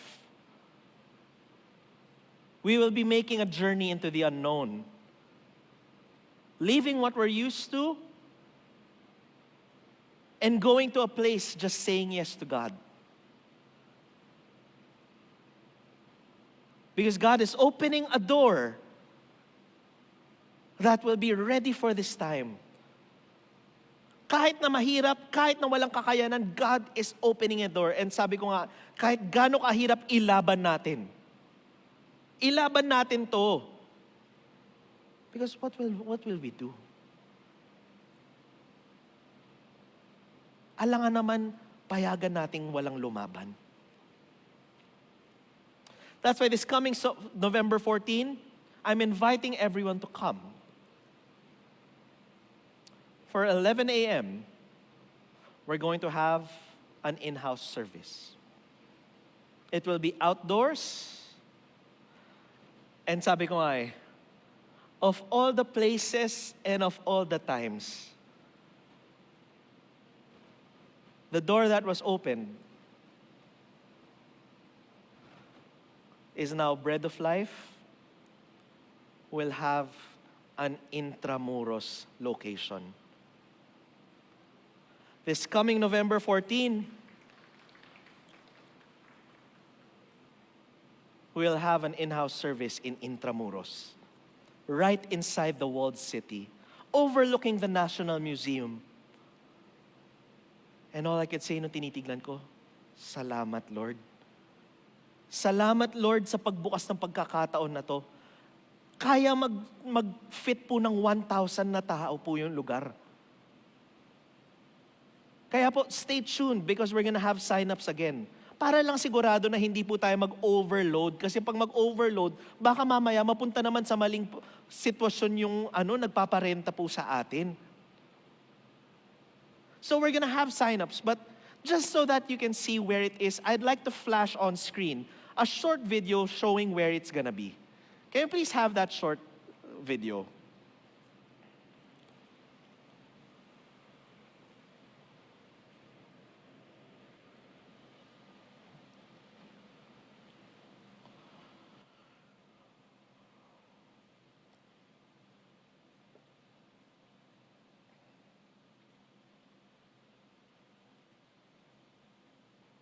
So it's going to be at the Manila Bulletin Publishing Company rooftop. Sa tuktok po siya, and it's going to be outdoor overlooking the whole city. Kaya po, that's where we're gonna have sojourn, and that's where we're gonna start next Sunday. Kaya ako po, iniimbitahan ko po ang mga tao, why don't you join this movement where God is opening a door that has not been opened before? Na kahit walang kakayanan, sabi ng Diyos, sige, handa kayo? Ang sagot lang po, sige, handa po kami. We're ready, Lord. Show us. Show us what it means when we go through the pain and come out. Show us what it means. Kaya po, I hope to see you on November 14. If I'm not mistaken, tomorrow will be the sign-up. Simula pa lang bukas. We're going to have one service first, but over time, we'll try to have more than one. Unahan po muna ngayon. Pasensya po tayo ng konti. Unahan lang ng konti ngayon. Pero po, sa susunod, we'll be able to open more. It's going to be outdoors and children will be welcome. Children and seniors will be welcome. Kaya po, November 14, 11 a.m., see what happens when we are able to say, Lord, I don't know where, I don't know how, and I don't know why me. But all I can say is yes. That's why as we end, allow me to share with you a story. Last week, I talked about Charles de Gaulle, which was given to us by Coach Kevin. Today, I'd like to talk about someone else. Ito naman po, ay binigay po sa akin ng tatay ko. If Charles de Gaulle asks us about the call we need to answer, here we're going to deal with the call that we fear. Sabi po dito, before she knew any better, Florence Nightingale was fearless. There's a little drawing done sometime in her early childhood. An aunt captured Florence walking with her mother and her sister when she was maybe 4 years old. Her older sister clings to her mother's hand. Meanwhile, Florence independently stumps along by herself with that wonderful, innocent confidence some children have. She didn't need to be safe. She didn't care what anyone else thought. There was so much to see, so much to explore. But sadly, this independence was not to last. Maybe somebody told her the world was a dangerous place. Maybe it was the imperceptible but crushing pressure of the times which said that girls should behave a certain way. Maybe it was the luxury of her privileged existence which softened her sense of what she was capable of. Grabe, no? Sabi ni Ryan Holiday, each of us has had some version of this conversation. When an adult does us the cruel injustice, whatever their intentions, of puncturing our little bubbles. Na yung sinasabi nila, hindi mo kaya yan. Anak, matakot ka, wag mong gawin yan. Anak, hindi yan yung dapat gawin. They think they are preparing us for the future when really, they're just foisting upon us their own fears and their own limitations. Oh, what this costs us and what courage it deprives the world, as it nearly went for Florence Nightingale. On February 7, 1837, at age 16, she was to get what she was later to refer to as the call. To what, to where, and how. All she could feel was that it was a mysterious word from on high which imparted to her the sense that, pakinggan niyo po to, something was expected of her. That she was to be of service, to commit to something different than the life of her rich and indolent family, something different than the constraining and underwhelming roles available to women in her time. Sabi po ni Pat Tillman, somewhere inside, we hear a voice. Si Pat Tillman left the NFL to join the Army Rangers, and he died in Afghanistan.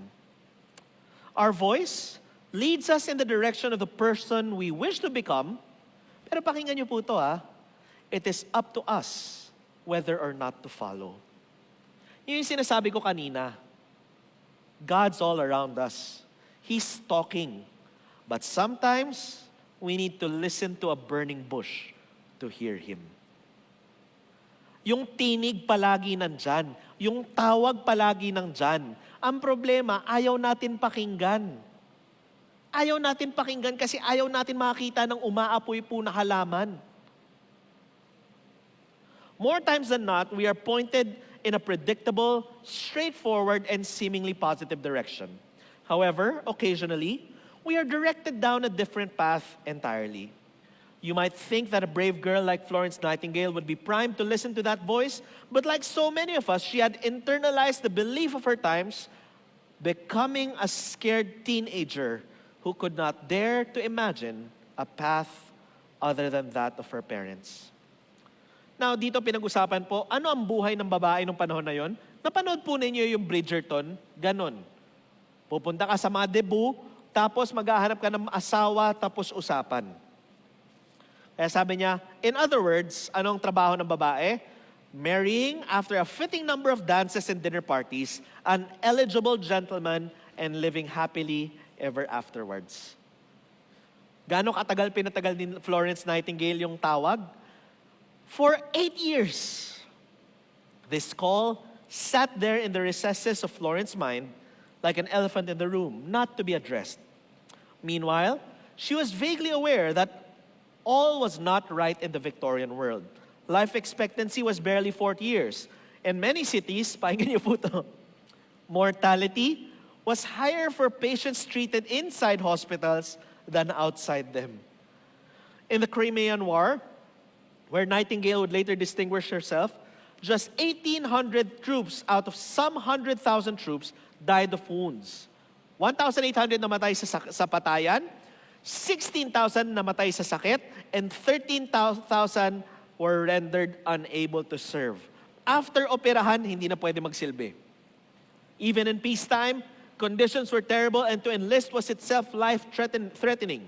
You might as well take 1,100 men every year out of Salisbury Plain and shoot them, she once told officials. But, naalala natin sinabi ni Chris Cuomo, sabi ni Nightbird, anybody can do this. Sagot ni Chris Cuomo, anybody can, but few do. Anybody can do this, but only a few sing at night. Anybody can do this, but not everyone becomes a night bird. Bakit? As urgent as that crisis was, the fear was greater. It's normal to be afraid. It is normal to be afraid. It's our survival mechanism. Courage is not the absence of fear. Courage is having fear, but still moving on. That's why I said Moses was afraid. Takot na takot si Moses. 5 times po siya naghanap ng excuse para sabihin sa Diyos, ayoko. But the end was, Moses still went back to journey. It is okay to be afraid, but it is not okay to not listen to the call. Pag ayaw natin pakinggan yung tawag, siguro may panahon rin po tayo.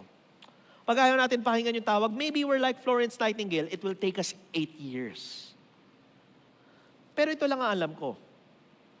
If we choose not to listen to the call, we will never be truly happy. Ulitin ko po, life is a reflection of the values we carry inside. Kung ang values natin sa loob ay fear, then we will live a fearful life. Are we willing to bargain with the future? Yan ang tanong eh. There was China to look after, Strachey wrote. Her father expected her to read to him. She needed to find someone to marry. There was gossip to discuss. There was nothing to do. And that was all that a woman of means was allowed to do. Nothing. Grabe, no? Wala. Anong pwedeng magawa? Wala. Yan ang sinasabi ng society. Anong pwede natin gawin para lumaban ngayon? Wala. Anong pwede natin gawin? Hindi pwede maghawak ng church. So anong pwede magawa? Wala. So what do we do? Do we say wala? Or do we say yes to the call?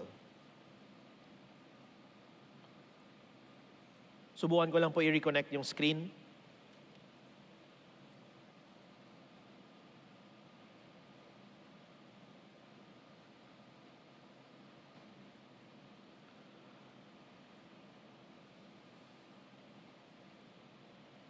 Ayan. Barraged with his banal pressure, Florence ignored the call, afraid to let it intrude on polite society. Sure, she helped the occasional sick neighbor. She read books. She met interesting people like Dr. Elizabeth Blackwell, the first female doctor. But still, at 25, when she was offered an opportunity to volunteer at the Salisbury Hospital, she let her mother squelch it. Grabe, no? Minsan, ang problema, sa takot ng ating magulang para sa atin, sisirain nila yung tawag ng Diyos sa atin. Work in a hospital? Why? They'd sooner she become a prostitute. Grabe, no? Ba't mo gusto mag-ospital? Dapat maging prostitute ka na lang. Mas maganda pa. After 8 years of denial, another call came. The voice asked more pointedly this time, and ito, mahalaga. Are you going to let reputation hold you back from service? Papayagan ba natin ang reputasyon natin ang pipigil sa atin? That was precisely the fear. What would people think? Anong sasabihin ng mga tao? Ito lang sasabihin ko. Willing ba tayo? Silang mabubuhay para sa atin? Sila ba sasagot ng buhay natin pag matutulog na tayo sa gabi at sasabihin, hinindian natin ang Diyos? Hinindian natin ang tawag pagsilbihan ng mga tao na nangangailangan ngayon? Sila ba sasagot ng buhay natin? Hindi, tayo eh.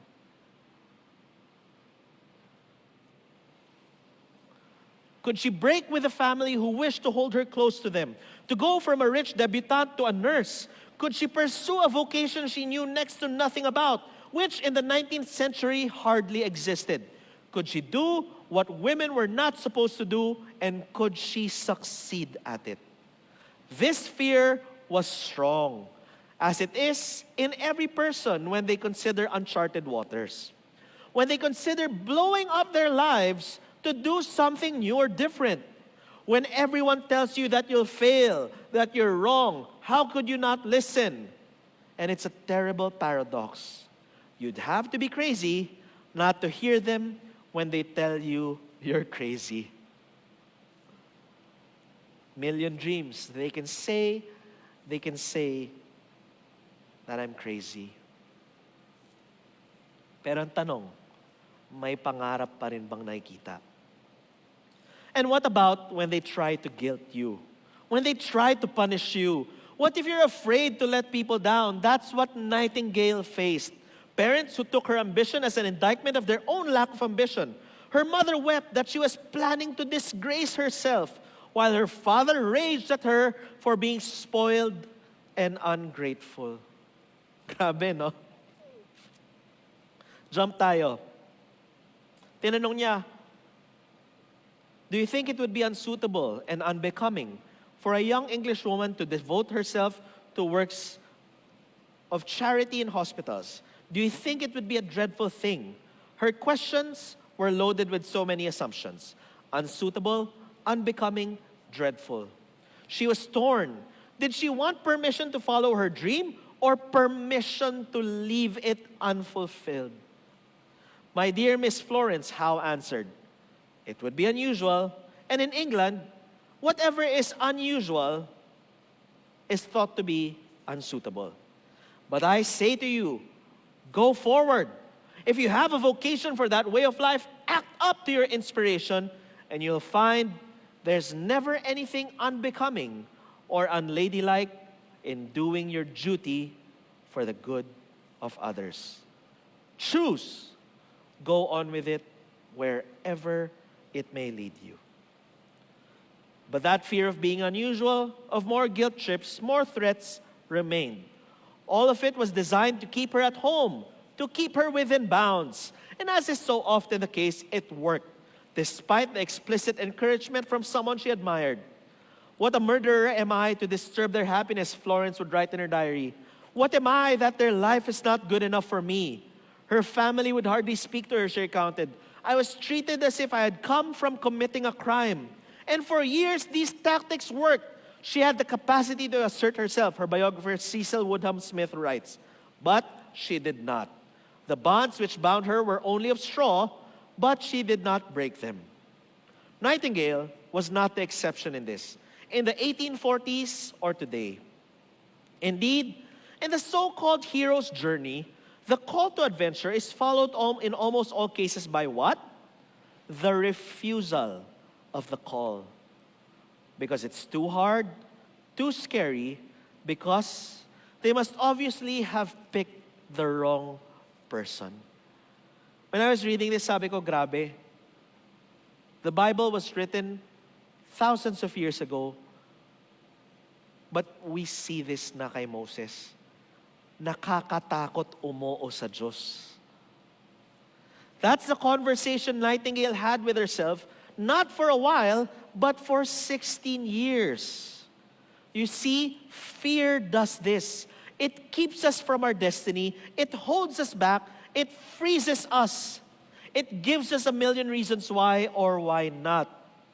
Nightingale would later write how very little can be done under the spirit of fear.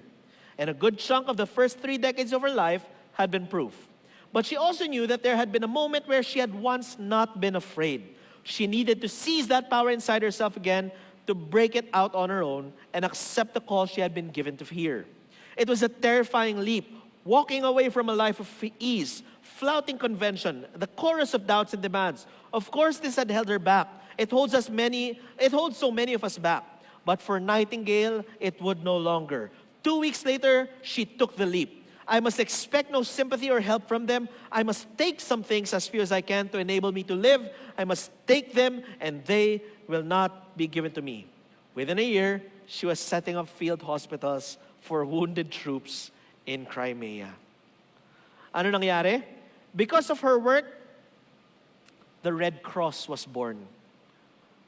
Because of her, sabi po nila, medicine should be given to all, not just to our comrades. Because of her work, nag-improve ang buong healthcare system ng UK. Because of her work, it led to many lives being saved. Can you imagine kung walang Florence Nightingale? Kung nakinig siya sa takot na binibigay sa kanya ng mundo, ng kanyang pamilya, ng kanyang society, then we would not have had the chance to take care of people better. A hospital was a death sentence before. The hospital killed more people than it healed. Until there was a Florence Nightingale, wala sana mangyayari.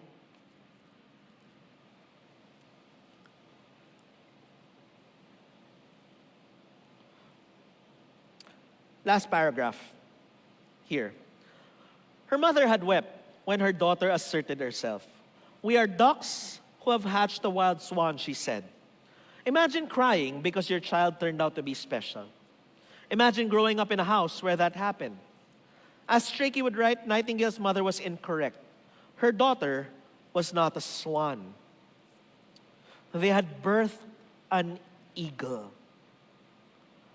Ang mga bibe, hindi po sila nakapanganak po ng swan. Ano bang Tagalog ng swan? Basta yun. Ang mga bibe, ang pinanganak nila, agila. Haribon ang pinanganak nila. Hindi po bibe. It had been a long time incubating, a long time in the nest, but once it flew, it was fearless. Now listen to this. What are we to do in this life? What we are to do in this life comes from somewhere beyond us. It's bigger than us. We are each called to be something. We are selected, we are chosen. But just like what Nightbird said, we all have a choice. Will we choose to accept this? Or will we run away? Pipiliin po ba natin maging kagamit-gamit ng mundo? O sasabihin natin, iba na lang? That is our call.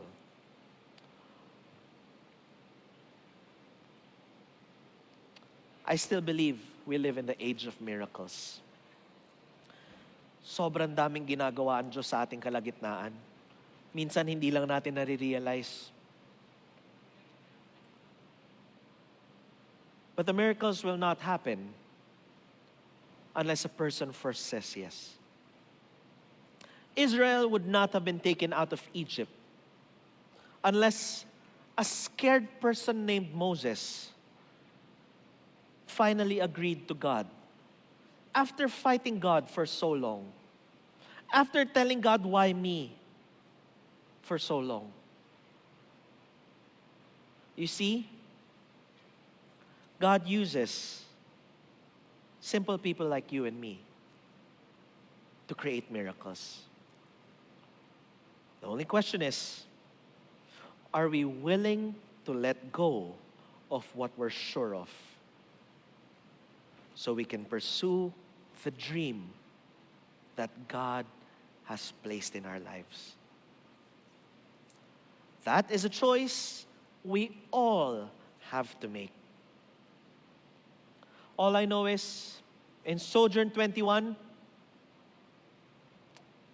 Chris Cuomo was right. We all need a little night bird in us. We need to learn what it feels like to sing songs in the night. To sing songs when things are going wrong, when there's fear, when there's danger. We need to be able to say, with Christ in my vessel, I can smile at the storm until He takes me home. There's a call we need to answer, and I know it's scary. But don't forget, courage is not the absence of fear. Courage is having fear, but still going on despite it. I hope to see everyone this coming Sunday, November 14, at the Manila Bulletin Publishing Company. Please join me as we end with a word of prayer.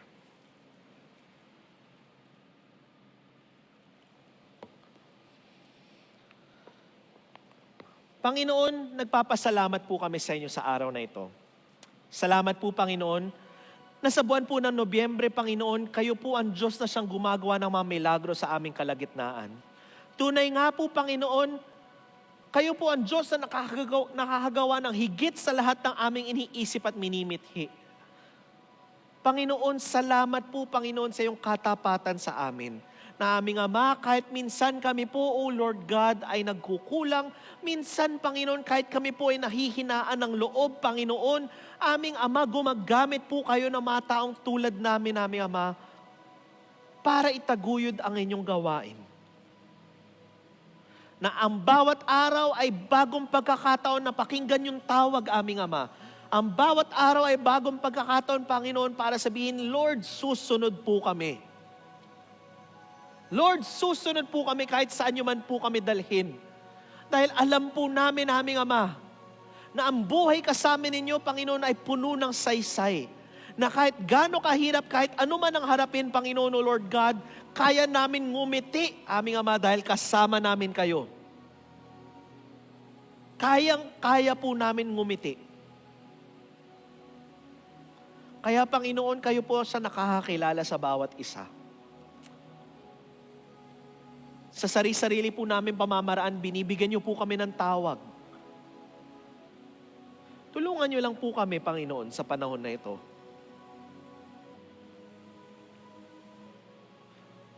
Sa halip ng lahat ng takot, sa halip ng lahat po ng pag-iisip, na Panginoon,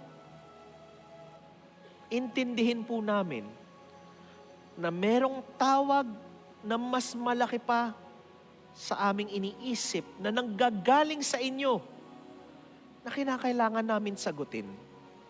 Panginoon, ang panahon na ito ay naghahanap ng mga matatapang aming Ama. Panginoon, magpanganak po kayo ng matatapang na tao para sa panahon na ito. Mga taong magpapakamatay para sa kaharian ho ninyo, aming Ama, na siyang magsasabi, though none go with me, still I will follow. For Father, O Lord God, who can match your goodness? Who can match your grace, O Lord? Who can match your faithfulness, O Lord, in our lives?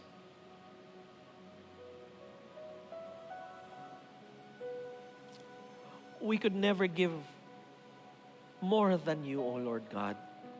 We could never do more than you do, O Lord God.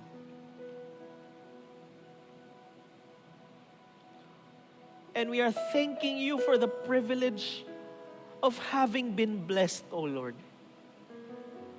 Having experienced your goodness. Kaya, Panginoon, tulungan niyo lang po kami sa aming desisyon na maging daluyan ng biyaya po ninyo. Maging daluyan ng kabutihan po ninyo, Panginoon. Dahil kami nakatanggap ng higit pa sa lahat ng aming iniisip at minimithi. Salamat po, Panginoon. We lift up in a special way, O Lord God, this coming November 14. As we begin once again in a new journey with you. Panginoon, ang intramuros ay hawakan po ninyo sa gitna ng inyong kamay. Na aming Ama, Panginoon, tulungan niyo lang po kami maging biyaya sa lugar. Maging biyaya, Panginoon, O Lord God, sa kung saan niyo man po kami dadalhin, Panginoon. Tinataas po sa panalangin, Panginoon, ang Manila Bulletin, Panginoon, sa kanilang pagbukas ng pinto para sa amin. Kayo po ang siyang maghawak po sa kanila at siyang magbalik, Panginoon, sa binibigay po nila para sa Diyos. Salamat po, Panginoon. At sa aming paghiwalay, samahan niyo lang po ang bawat isa. Balutin niyo lang po kami na iyong presensya ng iyong Espiritu Santo na siyang magpupuno sa bawat isa ng grasya, pagsinta, at kapayapaan. At sa aming pagbigay ng mga ikapot ng handog ng pag-ibig, nagpapasalamat po kami sa pagkakataon na makiisa sa inyong gawain, Panginoon, sa mundong ito. Salamat po, Panginoon, sa pribilehyo. Salamat sa pagkakataon.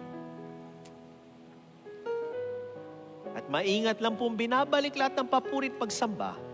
Sa iyong matamis Panginoon kami nananalangin, isang Diyos magpakailanman. Amen at amen. God bless and God go with you. Thank you.